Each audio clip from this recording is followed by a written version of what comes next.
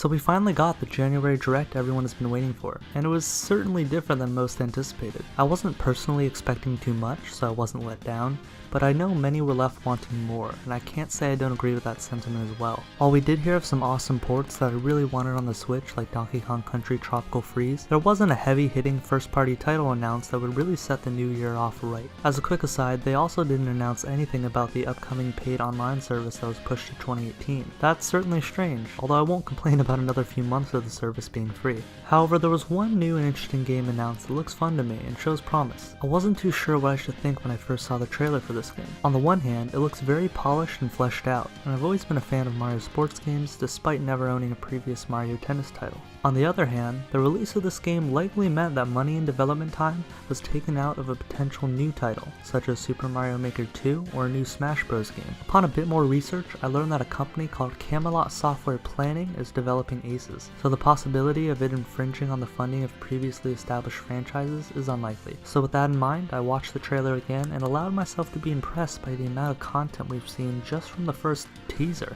I'm ecstatic that they're including a story mode for the first time in a while. I've always loved the campaign sections in the few Mario sports games that have had them, such as Mario Super Sluggers on the Wii, so naturally I'm looking forward to see if Aces can live up to my nostalgia of what a Mario sports story can achieve. But there's not really much more to say about the story yet aside from its professionally varied looks. The Piranha Plant boss looks pretty fun, and I feel I'm more curious than I should be about how these pipes change up gameplay. It really reminds me of the dynamic levels in Mario Sports Mix. Now on a slightly different but related note, I feel there are more signs of another Direct happening in the next couple of weeks. You probably have already heard about how Nintendo usually follows up their Direct Minis with a full Direct soon after, but I think Nintendo is hinting on another Direct in a more obvious way. Typically, on their official YouTube account, Nintendo uploads their important trailers right after posting a Direct, but no Nintendo account has posted an individual trailer promoting Mario Tennis Aces yet. None of them. Not Nintendo America, Nintendo UK, or Nintendo Japan, and the game's coming out in spring. If you ask me, this probably means there's going to be another opportunity for a more fleshed out trailer to be advertised in an upcoming event. This mini Direct was likely just supposed to be a year-starting tease that gets people ready for a packed 2018 schedule. At least that's what I hope, as it seems the evidence is pointing in that direction. But I wouldn't get excited just yet. The more we temper our expectations, the less disappointed we'll be when they ultimately don't come to fruition, and the more overjoyed we'll be if they do. So those were some of my thoughts on the upcoming Mario Tennis Aces. I'm really excited for it, and although I hope this doesn't end up being the largest title released this year,